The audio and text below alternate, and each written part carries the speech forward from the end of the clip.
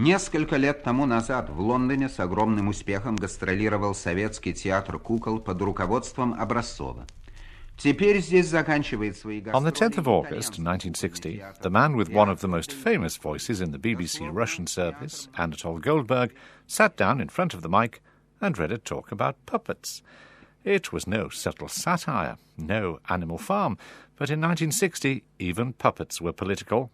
The world was in the grip of a Cold War that pitted communism against capitalism, and broadcasters were on the front line of this ideological conflict.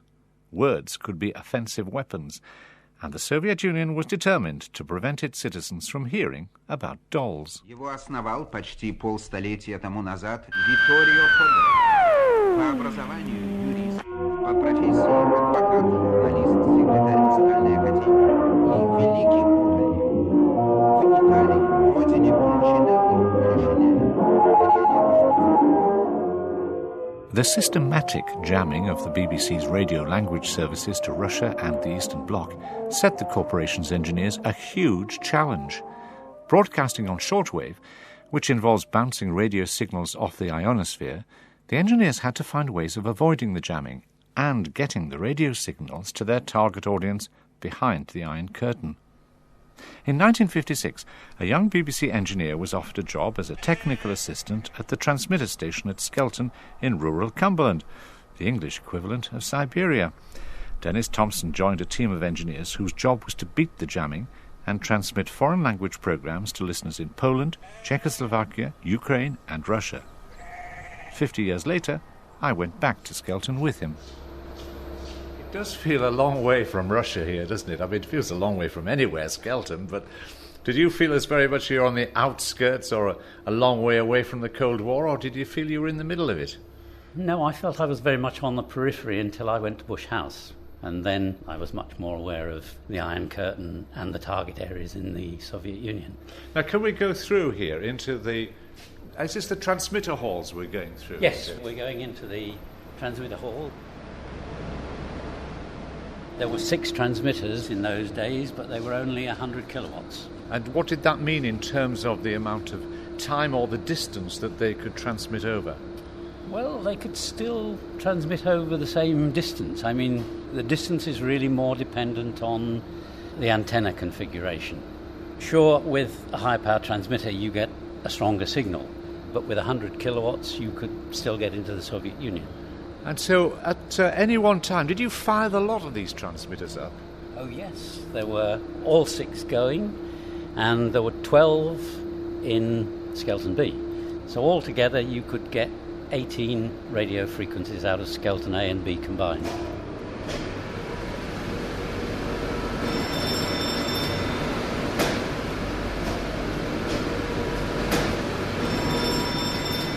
Sounds like an awful lot of power to me. I mean, did the rest of Cumberland go black while you were doing it?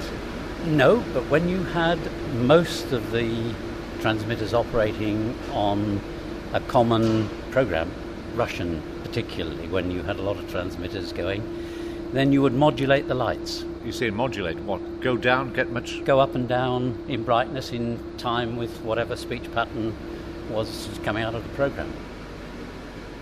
А теперь предлагаем вашему вниманию программу, которую мы назвали «Турист из ада». У микрофона наш сотрудник Юрий Голигорский. В начале января 1985 года Yuri Goligorsky at the microphone with a talk called A Tourist from Hell, broadcast in January 1985. Yuri was, and still is, a stalwart of the BBC's Russian service. He joined the corporation in 1978. And when you started, or I think round about the time you started to work for the BBC, Georgy Markov was stabbed with an umbrella. I think it happened just a few days before I officially joined the BIB.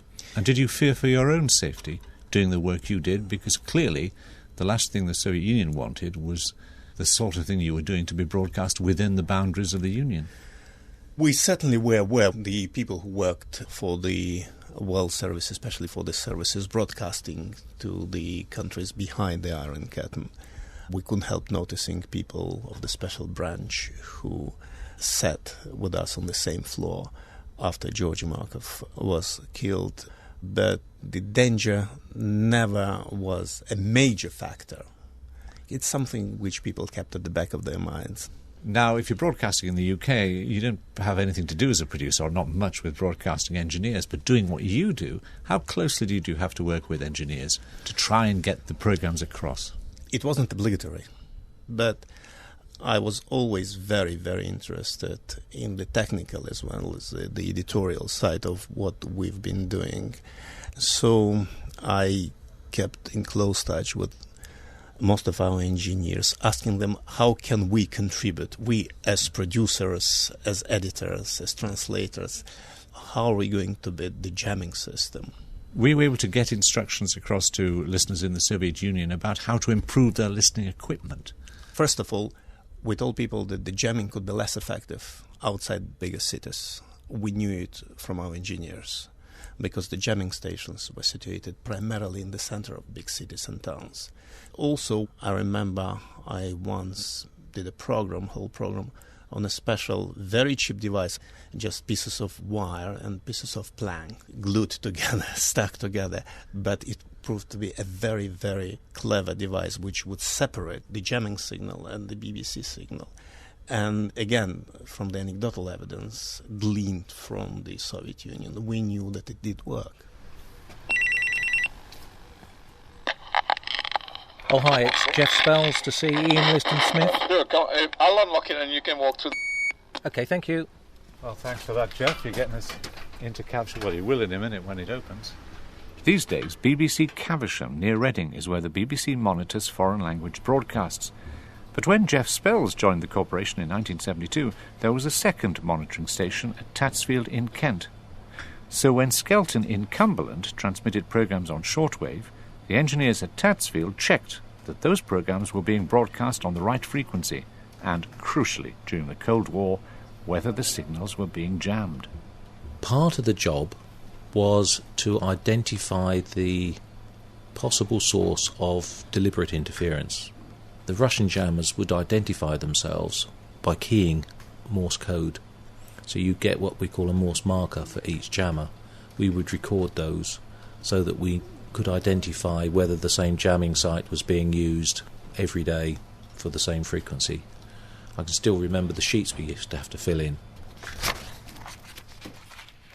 Well, we're now in the BBC Written Archive Centre in Caversham, surrounded by dusty files, which doubtless have lots of secrets. What have we got here, Jeff? What's this one? Well, this one that we're looking at is a report from the Tatsfield monitoring station. This particular report is a management summary of the observations on jamming that have been collected. And who would get copies of this? Who would get the BBC, to the Foreign Office? Well, these reports would have gone to BBC External Services, as it was in those days, and would probably have been made available to the Foreign Commonwealth Office. And where was the most intense jamming coming from? That would have been from the USSR and its satellites. I see here Bulgaria, Russia, Bulgaria. The Bulgarians seem to have been pretty effective. The Ukrainians are involved as well. Yes, all of the East European languages would have been jammed in those days. And how effective was it? I mean, presumably you would try and avoid the jamming somehow, by switching frequencies with transmissions and so on. But if they locked onto you, could you hear anything of the original programme? There would have been periods in the day where they would have had an advantage, but we would try to find a window where we had an advantage over them. The whole of this led to a big power race. The Western broadcasters would increase their transmitter power.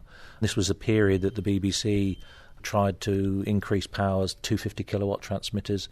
Then we started to use some of them coupled together to give 500 kilowatts. And we ended up actually putting in 500 kilowatt units purely to get programs into Eastern Europe. So it's not an arms race, this is a power race. It's a power race, yes, because if we could get a strong signal in, it meant that the Soviets had to put in a bigger signal to stop their people listening to it. Well, we're now in an office just off the monitoring area, and we've got a tape of some of the jamming that went on in the past. Jeff, what are we going to listen to? Well, the track we've got here is Kol Israel opening up with its interval signal. So that's the interval signal. Most radio stations have a particular tube. They haven't jammed it yet. They'll be locating it now, the Soviets. And are they going to zap it? Ah. Yeah, now what that is the jamming transmitter is just tuning up onto the frequency. So you heard the tone that goes to a 0 beat. Okay, and there's another one. But there's no noise jamming as yet. All they've done is to tune the jamming transmitter up onto this frequency. So this is the program.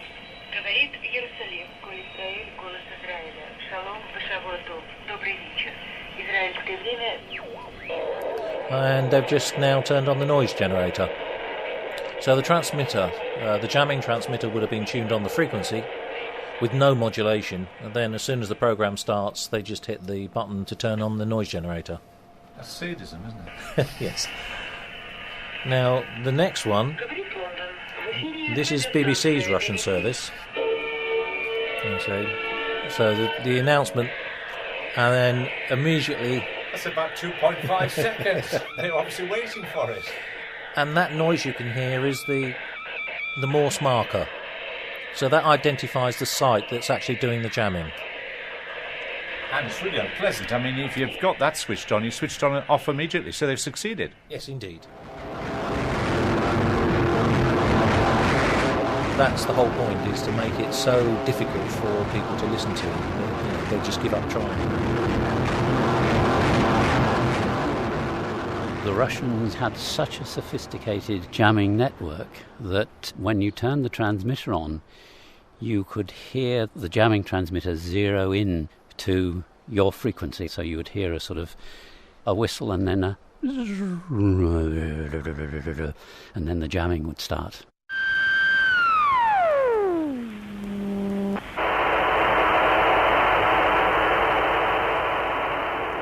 Sounds like waiting for one of those V-bombs in the war. Yes, and we tried to defeat them by not bringing on the carrier of the transmitter until the last few seconds before we started program. But within 15 seconds they had zeroed in. It was a very clever and well-organised network. Dennis's respect is well earned. The Russians were nothing if not methodical, and the jamming system that came on stream in 1948 remains the world's most thorough attempt to repel an audio enemy. Rimantas Plekis works for a private relay station, Radio Baltic Waves, in Vilnius, Lithuania. He's also an historian of Soviet jamming. First of all, the jamming stations were built in the big cities of the Soviet Union, and we know exactly that there were 81 jamming stations starting from Moscow and all capitals of so-called Soviet republics and other big cities in the Soviet Union. But there were also other type of jamming stations, so-called long-range or skywave jamming stations, which used high-power transmitters and directional antennas. So the range of these local jammers, which were installed in big cities, was just 20 or 30 kilometers, but the long-range jammers reached up to 2,000 or even 3,000 kilometers. So if you wanted to listen from within the Soviet Union to broadcast from the West, how would you do it? Would you go out into the countryside? Would you listen at particular parts of the day? Okay, I started listening to the Western stations approximately in 1972, when I was maybe 15 or 16 years old. And at that time I lived in small town Druskininkai in the southern Lithuania, and I could listen almost to all Western broadcasts. I remember before going to school at 7:45 in the morning, I listened to the BBC Russian news, and of course the quality was not very good because the distant jamming was heard, but it was possible to listen. Did you talk to your friends about it, or was it something that you had to keep quiet in case somebody in authority overheard you? Well, in the 70s and 80s, it was not so very dangerous to listen to these stations. I just listened personally at home, and sometimes I talked with my friends about the content of the Western radio broadcasts. But I was not recording these programs or distributing these programs, and therefore everything was quiet. Did the Soviet Union ever admit to jamming radio signals during the Cold War? As far as I know, in the early period, in 1950s, the Soviet Union was not admitting the jamming operations, but later in the 60s and in the 70s, the Soviet Union admitted that they are jamming Western radio programs, and even they tried to motivate on high political level that they need to do jamming because they need to defend the Soviet population from a hostile Western anti-Soviet propaganda. And do you think people believed that as an excuse? I don't think so. But presumably the jamming stations were visible. So on the one hand, in the early years, the authorities are saying no jamming is going on. But then, presumably, you could see where the jamming stations were. Yes, everybody knew where these jamming stations are located because, well, they had a special look with the wire antennas with many vertical dipoles and typical towers. And actually it was a secret which was open for many. Do you think, looking back, that the fact that they tried to jam all of these programs made those stations even more attractive to young people, be they Russian or Lithuanian? Yes, I think this jamming made them even more attractive, and the forbidden fruit is always more attractive. Those forbidden fruits were far from exotic because program makers had to take account of the hostile oral environment. If programs were to be heard through the jamming, it was pointless laying music or special effects under the voices. Much better to keep it simple, as Yuri Goligorsky was doing in September 1984 in a program about pirate radio. Шарль де Голль пожаловался как-то. Как, спросил знаменитый французский генерал и президент, можно руководить государством, в котором сортов сыра... You couldn't be very elaborate in your production. The prime and perhaps the only objective was to make sure that the meaning of what you are saying reaches the listener. And how about the length of programs? I'm supposing you try and broadcast a play or something like that, or for an hour and a half. I mean, could you do that? Out of the question. The sequences had to be short and repetitive. It wasn't radio in the true sense of the word. It was an information service. It was like a newswire, dry as a bone. Now, did you have a sense that you were broadcasting into a void? I mean, had you any idea whether you were getting through to large numbers of people? We had anecdotal evidence. Sometimes we used to get very clever letters, and I will give you an example. For instance, one letter was saying, "Unrespected members of the Russian service, I would like to tell you that last night at 2000 Moscow time, quite by accident, I've listened to your broadcast, which was quite insulting and derogatory to the Soviet system. I couldn't help knocking on the door of my neighbor and ask him, did you hear what the BBC just said? He says, yes, I did hear. We went on the street and met a group of our friends, and before we opened our mouth, they told us, did you hear what insulting broadcast was just made by the BBC? And so on and so forth. And by the end of it, he said, it transpired that unfortunately our entire city heard what you've just broadcast. Those must have been the most encouraging insults you've ever had. Fantastic. I mean, that was a very clever message. A, the guy told us that he did like what we were saying, but B, it provided our engineers with some technical information that we knew exactly the frequency and the time and the geographical area. Foreign listeners weren't the only ones supplying the engineers with invaluable technical intelligence. John Chusa was managing director of the BBC World Service from 1986 to 1992. He frequently went abroad and always took a radio. Whenever he could, he switched on to hear how the BBC was faring in its struggle against the jammers. Going abroad and travelling with the shortwave radio was terribly important. And I would test all the available frequencies when I was abroad in any particular area.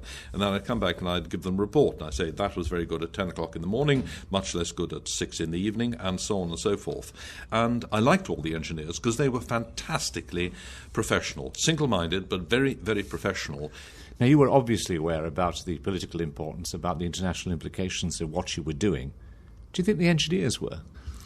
I think the engineers were concerned about the level of the signal and the clarity of the signal. That is what they were for. I never had a political discussion with the engineers, and they didn't initiate one. But without the engineers, nothing would have happened. No signal would have got through. And there was a sense of practicality and actuality about it. You can get very theoretical, and we all did, about the importance of international broadcasting, but the engineers were the practical ones who got the signal there. Even so, BBC engineers and broadcasters continued to be severely tested by the Russians. They were formidable opponents, and they harnessed science and psychology to create highly effective jamming. Anatoly Batyushkin was a Vice Minister for Communications in the old Soviet Union. I wouldn't call it jamming. In our country we had a quite different term for it. We called it radio counteraction. To begin with, there were generators that emitted sounds and a sort of buzzing.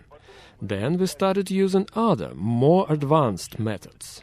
In the end, the most effective one ever invented by our scientists and engineers was a speech-like signal. It made use of the structure of the human ear to create a speech-like sound that distracted the listener's brain so that he couldn't take in the actual information being broadcast by the BBC or Voice of America.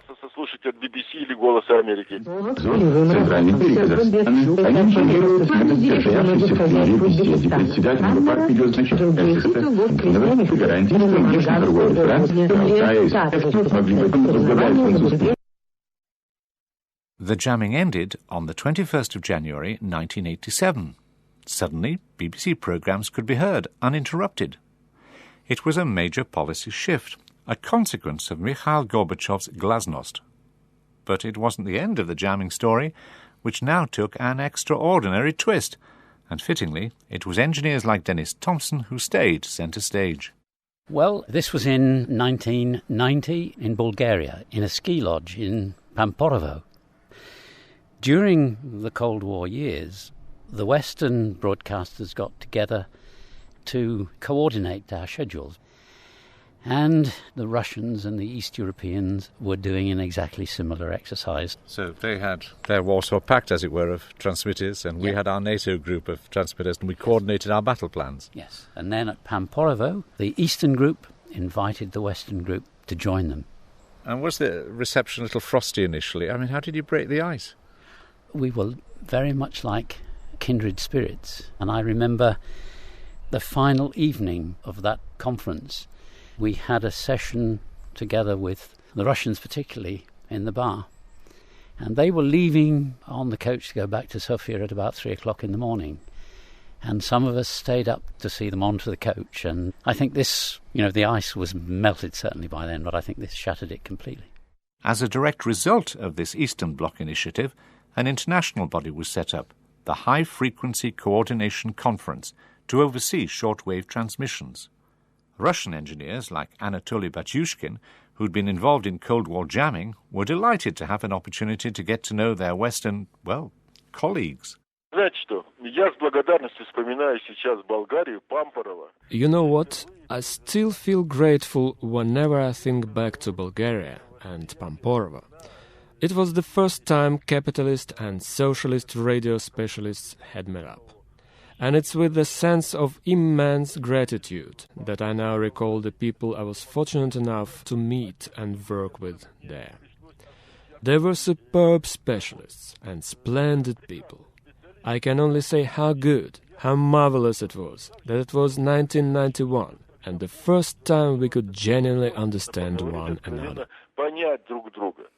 Nobody jammed their conversations, and Anglo-Russian understanding took one more extraordinary turn. With a network of radio transmitters now lying idle across the Soviet Union, and the BBC keen to take advantage of the new Russian mood of openness, an audacious plan started to take shape.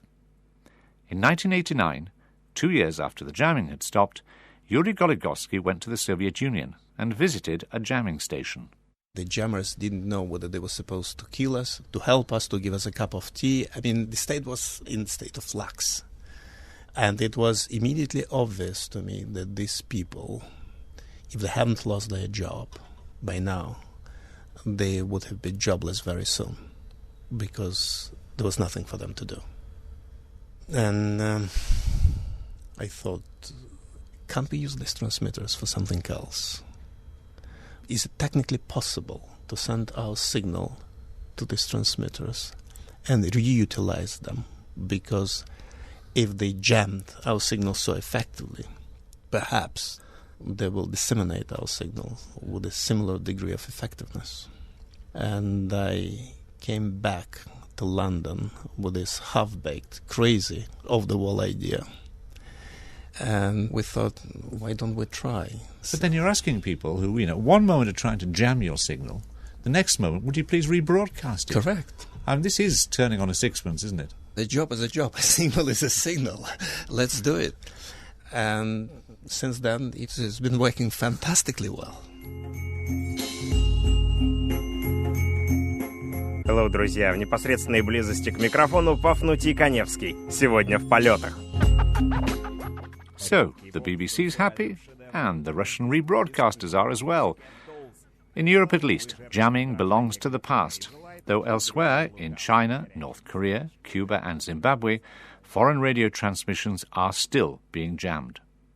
But Cold War warriors, like the radio engineers Dennis Thompson and Jeff Spells, who struggled to get their transmissions into the Soviet bloc, have had their semi-retirements unexpectedly enriched. I started meeting with the people from the East in 1995, and because we're all engineers, we talk the same language, even though we may not speak the same language, and it's a very businesslike and friendly atmosphere. Everybody's got to know everybody over the years, and we greet each other like long-lost friends. This group that got together in Pamporovo, there are some very good friendships now between East and West, very close personal ties within this group. If I take the Russians, for example, the BBC always prided itself on having the best frequency managers in the West. But the Russians are certainly on a par, because they were running an absolutely enormous network. And so we are very much kindred spirits, very much allies in that particular instance. The next conference that happens, already I have an invitation to go along and see some of the people there. So maybe I will still keep, if you like, a toe in the pool. And you'll have a drink or two with them. We'll certainly have a drink or two together. It's My Story. Political Interference was presented by Roger Bolton and produced by John Watkins.